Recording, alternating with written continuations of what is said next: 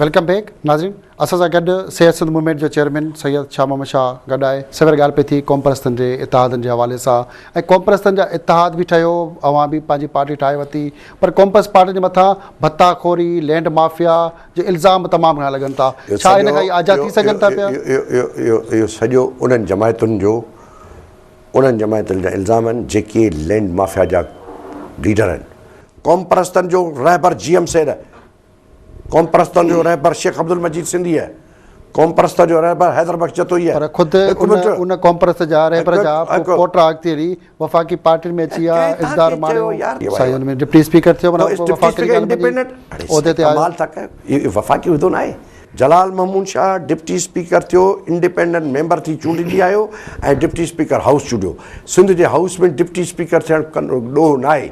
Sindhi house में coalition government में वज़ीर थियणु ॾोह न आहे। सिंधी पार्टी सिंध जी हुकूमत पार्टी जेकी आहे उहा साईं GM से जेको नज़रिया उन ते ॻाल्हि त न पई करे। GM सैयद फाउंडर पार्टी साईं जेको प्रोग्राम हो ख़ुदि हुन जा जेके डॉक्टर कादर मक्सी उहो उन खां हटी वियो आहे। मां GM सैयद थोरा सा हटी विया आहिनि। अरे साईं इहो ई त आहे त जेके सरकारी इंजेक्शन ते हलण वारा उन्हनि माण्हुनि खे तव्हां ॾोही करार ॾेई छॾियो। मां थो चवां कंहिं तव्हांखे चयो त कश्मीर छो थी चाहे पई त जेके सिंध जो माण्हू क़ौम जी ॻाल्हि पियो करे, धरतीअ जी ॻाल्हि पियो करे, त उनखे गदार छो थी चाहे? तव्हांखे ग़ुलाम बनाईंदा छो थी चाहे? तव्हांखे ग़ुलाम सां बनाईनि, तव्हांजे लाइ तव्हांखे प्रोपेगेंडा था कनि।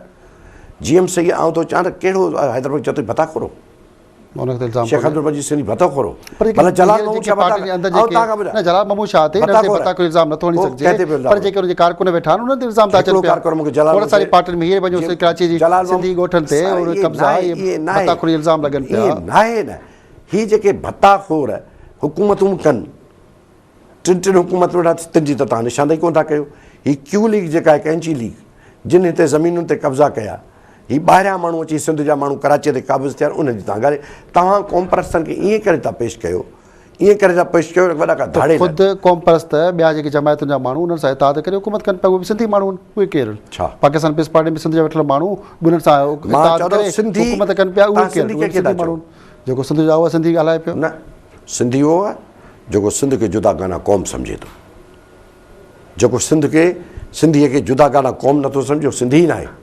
सिंधी अलॻि जुदा गाना क़ौम आहे ऐं क़ौमुनि जा पंहिंजा तशख़्ख़ुस, हर क़ौम जी पंहिंजी जुदा गाना हिकिड़ी क़ौम आहे, सभु ॿोलियुनि खे हक़ मिलणु खपनि। जुदा गाना क़ौम जो तस्वर GM से ॾिनो आहे ऐं सिंधी जुदा गाना क़ौम जा पंहिंजा हक़ूक़ आहिनि। सिंध जी तारीख़ पंहिंजी आहे, सिंध जी तमदन पंहिंजी आहे, सिंध जी सक़ाफ़त आहे, पंहिंजी जेके माण्हू 1940 जे रेज़ोल्यूशन ते बि नथा अचनि, सिंधी टू चाणियूं सिंधी कोन हो, परू चाणियूं सिंधी कोन हो, कंहिंखे जेको सरकार में वेही धाड़ा तोड़ो उछारे, जेको सरकार पर उन ते केस बि दाख़िल थियनि, जेको हुकूमत में वेही माण्हुनि खे फुरे थो उहो छा आहे? जेको खटराए केरु माण्हू त वोट ॾे पियो, परू चाणे खे वोट ॾेई छॾे, केरु वोट कयो? ॾोही खे ॾोही कराए नथो कॾहिं कोन। तव्हां ॾोही हिकिड़ो आहे, ॾोही कख जो बि ॾोही, लख जो बि ॾोही, उहो ॾोही आहे। इहो बार बार साईं खटराए छॾियो, इहो का ॻाल्हि खटराए छॾियो, हाणे थींदी त ॾिसंदासीं खटराए छॾींदा। छा इलेक्शन में वोट मिलंदा? तव्हां असांखे इलेक्शन में अचनि त ॾियो न। अचो पिया, तयारी हले पई, प्लानिंग हले पई, अॻुवाट छो था असां कयो? मां थो चवां, छा तव्हां सिंधी क़ौम खे जाहिल था सम्झो? सिंधी क़ौम पढ़ी लिखी आहे, बासलायत आहे, सदन खां तहज़ीब याफ़्ता क़ौम आहे, पंहिंजो तमदन क़ौम आहे, समझदार क़ौम आहे, उहो समझदारनि खे वोट ॾींदी, समझदार क़ौम पंहिंजा हक़ूक़ वठंदी। क़ुरान शरीफ़ में आहे त जेको ज़िंदा उहो रहंदो जेको सालियो गिरोह हूंदो, सालिया क़ौम हूंदी। इंशाअल्लाह सिंधी सालिया क़ौम आहिनि ऐं सालिया। पर 63 सालनि में सिंधी क़ौम में जेके समझदार माण्हू आहिनि उन्हनि बि त वोट कंहिंखे न आहिनि, उहे बि तव्हां ॿुधाए सघो था। अल्लाह अकबर, फ़लस्तीन खे घणो वक़्तु ग़ुलामीअ में थियो आहे। क़ौमुनि जूं ग़ुलामियूं सदियूं हलंदियूं आहिनि, क़ौमुनि जी आज़ादीअ लाइ ॾींहं बि लॻी वेंदा आहिनि, क़ौमियूं आज़ादियूं कलाकनि में थींदियूं आहिनि। बंगालियुनि खे घणो वक़्तु लॻो, इन्हनि बंगालियुनि उन्हनि त जल्द करे वरितो, पर छा सिंधीअ खे तव्हां ग़ुलाम था सम्झो? इन्हनि बंगालियुनि घणो वक़्तु उन्हनि खे नूर अलमीन खे वोट ॾिना हूं न, बिल्कुलु ॾिना। सबूर ख़ान खे वोट ॾिना हूं न, मुनिम ख़ान खे वोट, तॾहिं करे बंगाली वोट पिया ॾियनि मुनिम ख़ान खे ऐं सबूर ख़ान खे कन्वेंशनली तरीक़े बंगाली सभु गदार आहिनि। पोइ बंगाली पंहिंजो फ़ैसिलो कयो, पर सिंधी सभिनी खे त गदार करार चओ पिया न। मां थो चाहियां तव्हां छो था सिंधी क़ौम खे ईअं सम्झो? सिंधी पंहिंजो फ़ैसिलो कंदा, सिंधियुनि पंहिंजा फ़ैसिला कया आहिनि। सिंधी जॾहिं उथनि था, जॾहिं धरतीअ धणी जाॻिया न, ऐं भाॻिया जाॻिया त पोइ केरु कोन रहंदो। पर धरती धणी जागे पियो, सिंध जा जेके कॉम्प्रेस अथनि उनजो पंहिंजो एको जेको प्रॉपर तरीक़े सां हुजणु खपे। इहा हिकिड़ी चङी ॻाल्हि आहे त 4 पार्टियूं गॾु थियूं आहिनि, पर जेके बाक़ी पार्टियूं अञा उन्हनि खे बि गॾु थियणु खपे। हिकिड़ो कॉम्प्रेस जो इतिहाद हुजे, उन तरीक़े सां छो न पियो मामलो थिए। अदीब, दानिश्वर, आलिम, मुहक़िक़, कालम नवीस ऐं जेके प्रोग्रामनि ते अचो था, इहे सभई कोशिशि कयो सिंध जे हक़ूक़ खे सभिनी ते करियो। असीं ताज़ा ॻाल्हि अवां सम्झो था त सिंध जा जेके हक़ आहिनि उहे सिंध जा कॉम्प्रेस त गॾु थींदा त उनखां पोइ सिंध खे उहा ख़ुदि मुख़्तियारी ऐं मामला मिली वेंदा। छा तव्हां मायूसी में त न मिलंदा न? तव्हां छा सम्झो त मिली वेंदा? पाण पिया चओ त हिकु थींदो त मिली वेंदा। तव्हां त पाण चओ त इहे गॾु थींदा, सभु कुझु थींदा, त सभु कुझु बहितर थी वेंदो, जादूरी छड़ी अची वेंदी, सभु ठीक थी वेंदो। छड़ी क़ौमुनि जे इतिहाद सां थींदी आहे त बंगाल जी तहरीक जो पहिरियों बुनियाद करे पियो। डिघो अरसो लॻो जिदो हज़ारा हिकिड़ो टाइम लॻे थो पियो। इन जो 1948 में जुक्तू फ्रंट ठहियो। कहिड़ो फ्रंट? जुक्तू फ्रंट। ऐं उन जुक्तू फ्रंट जो बुनियाद हीअ अथई जेको बंगाल थियो। हीअ जेके महाज उहो बि इतिहाद हो, उहा पार्टी न हुई, अवामी लीग अकेली पार्टी न हुई, जुक्तू फ्रंट हो। मां सेम जी ॻाल्हि थो चवां, दुनिया जे बलूचिस्तान खे घणो वक़्तु लॻो आहे। बलूचिस्तान में कॉम्प्रेस वेठा आहिनि, ॿिया बि वेठा आहिनि, पर उते बलोच माण्हू मारजन था, शहीद पिया थियनि, नुक़सान पियो थिए माण्हू वेठा था बलूचिस्तान। कॉम्प्रेस लीडर्स उते पंहिंजी दावाऊं कनि था पिया। घणा कॉम्प्रेस उते विढ़नि पिया। असेंबलियुनि में घणा कॉम्प्रेस त विढ़िया। अताला मेंगल असेंबलीअ में विढ़ियो न, बिज़न जो असेंबलीअ में विढ़ियो न, हा ख़ैर बख्श बरी नेशनल असेंबली मेंबर कोन हो 70 में विढ़ियो न। सुवाल इहा त इहे फ्रंट ते बि विढ़ा 2.5 सरदार आहिनि, 3 सरदार जेके 100 सरदार सरकार सां आहिनि। त अहिड़ी तरह सां हिन क़ौम में बि जेकॾहिं 100 माण्हू होॾां आहिनि ऐं 4 माण्हू हिकिड़े तरफ़ ते, त तव्हां चङा ई तव्हां मुबारक ॾियो हुन माण्हुनि खे जेके क़ौमी कारकुन पंहिंजी ज़िंदगियूं हथनि ते रखी सिंध जे क़ौमी हक़नि लाइ अचनि था। उन्हनि खे बजाए मुबारक ॾियण उन्हनि खे तव्हां तनक़ीद निशानूं था बनायो। तनक़ीद त कोन पए, पर पंहिंजो किरदारु, रवैया, अमल, उन में केतिरा अहिड़ी कॉम्प्रेस में मिसाल हिकिड़ी पार्टी आहे, हिकिड़ी कॉम्प्रेस पार्टी ठही, 8 टांगा पार्टियूं ठही थी वञनि उन पार्टी में, त उन पार्टी खे काॾे खणंदो? हिकिड़ी टांगा पार्टी नवाबज़ादा नसीर सॼो अलायंस हलाईंदी। इहो टांगा पार्टी जो तसवर बि हिकिड़ो सरकारी आहे। पीर इलाही बख़्श जे पोटे खे खां त तव्हां हिसाब नथा वठो त तुंहिंजे ॾाॾे कराची कीअं विकिड़ी। हा काज़ी अकबर जे ॾोहिटे खां त कोन था पुछो त तुंहिंजे नाने वञी उन कीअं ठाहियो। फिरियो सिरियो GM साहिब जे पोटे ते बि ठाहियो, फिरियो सिरियो कादर बख्श ते बि ठाहियो, फिरियो सिरियो शाह मोहम्मद शाह ते बि ठाहियो। मां अवां खां थो पुछां त जिन वञी न ठाहियो उहा गद्दारी ई चङाई हुई।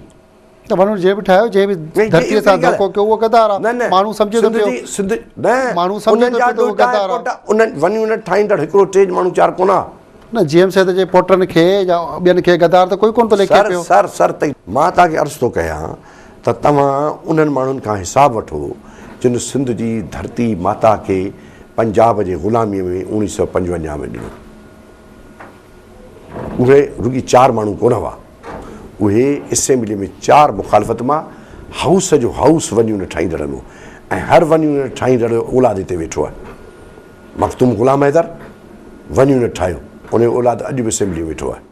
छा सबबु आहे? मां तव्हां खां थो पुछां, तव्हां ॿुधायो न छा सबबु आहे? सिंधी माण्हू उन्हनि खे वरी साॻी फ्री ॻाल्हि कंदो छो थो चूंडे कढे अचे? छो न उनखे उहो गद्दार इन करे त जेके कालम नवीस आयो, जेके अख़बारी दुनिया जा माण्हू आहियो, जेके अदीब आहियो, जेके मीडिया ते वेठा आहियो, क़ौम में शऊर ॾियो।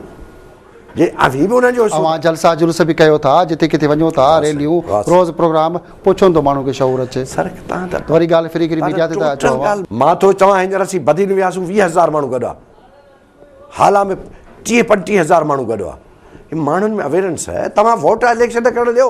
घोड़ा घोड़ा कॉम्प्रेस थी, घोड़ा कॉम्प्रेस, चोर कॉम्प्रेस, ठग कॉम्प्रेस, बदमाश कॉम्प्रेस थी। उन्हनि खे ठग बदमाश नथा करा ॾियो जेको सॼो ॾींहुं लैंड ग्रेबरी था कनि। अमन अमान जी सूरत हाल ख़राबु आहे, उनखे अवां कीअं पिया ॾिसो? मां थो चाहियां इंतिहाई नाक़िस होम मिनिस्टर आहे। रोज़ जेको आहे टांटा कंदो बयानु ॾींदो आहे, पोइ वरी MQM ॾाढो गोॾा खोड़ींदो आहे। घणा दफ़ा विड़ियो MQM सां, घणा दफ़ा MQM जे ख़िलाफ़ु बयानु ॾिनो, पोइ करे ॾेखारे ज़ुल्फ़िकार मिर्ज़ा जान जो पुट त हिन वक़्तु सिंध में बुख बदहाली ॾींहुं वधे पई, तमामु घणी बुरी हालत आहे, त उन केरु जवाबदार? सियासतदान सभु न आहिनि गॾु? नो सिर्फ़ु हुक्मरान ई जवाबदार? नो हुक्मरान ख़लीफ़ा 4 रहिया आहिनि मुस्लमाननि जा, त उहे चवंदा त जेकॾहिं दजला जे किनारे ते को कुतो बि बुख मरे त ख़लीफ़े वक़्तु उन जो जवाबदार आहे। हींअर जे हुक्मराननि खे वोट ॾिना विया आहिनि, उहे जवाबदार आहिनि तमामु तर। हीउ टैक्स केरु पियो बढ़े? हीउ टोल टैक्स कंहिं वधायो आहे? ही टोल टैक्स छा आहे ठगी आहे न हुजणु खपे टैक्स या न टैक्स हुजे पर ही रोज़ानो 15 रुपया 20 रुपया ज़रदारी टैक्स लॻो पियो आहे ही छा पियो थिए ही सुद जो रोज़ घणी महांगाई वधी आहे माना महंगाई ज़िम्मेवार मौजूदा हुकूमत आहे हुकूमत आहे हुकूमत आहे अगूणी त वही पूरी थी हाणे रोज़ अगूणी वरी हिन खां पोइ जेके ईंदासीं चवंदा अगूणी बाबा ही टैक्स केरु पियो हणे ही सेल्स टैक्स केरु पियो हणे ही बदमाशिया टैक्स केरु पियो हणे खोड़ सारियूं टैक्स थियूं आहिनि सिंध जो मुक़दमो तमामु घणो आहे सिंध जा इशूज़ तमामु घणा आहिनि ऐं असां खोड़ सारियूं ॻाल्हियूं थियूं आहिनि सिंध जूं ऐं सिंध जे मुक़दमे जे हवाले सां इंशाल्लाह असां कोशिशि कंदासीं तव्हांखे जल्द ॿीहर ॻाल्हियूं कयूं सिंध जा खोड़ सारा मामला रहिजी विया आहिनि महिरबानी नाज़रीन अॼु सिंध जे मुक़दमो में असां सां गॾु महिमान हुयो सिंध बचायो तहरीक जो सरबराह साईं सैयद शाह मोहम्मद शाह साणस सां खोड़ सारियूं ॻाल्हियूं थियूं आहिनि सिंध जे मुक़दमे हवाले सां सिंध जे केस जे हवाले सां ऐं सिंध जे इशूज़ जे हवाले सां के तलख़ के मिठियूं के तिखियूं ॻाल्हियूं इंशाल्लाह असां साईं सां हिकु दफ़ो ॿीहर जल्दी कोशिशि कंदासीं त बक़ाया रहिजी वियल ॻाल्हियुनि ते ॻाल्हायूं तेसिताईं पंहिंजे मेज़बान हमीद भुट्टो खे इजाज़त ॾींदा अल्लाह वाहे।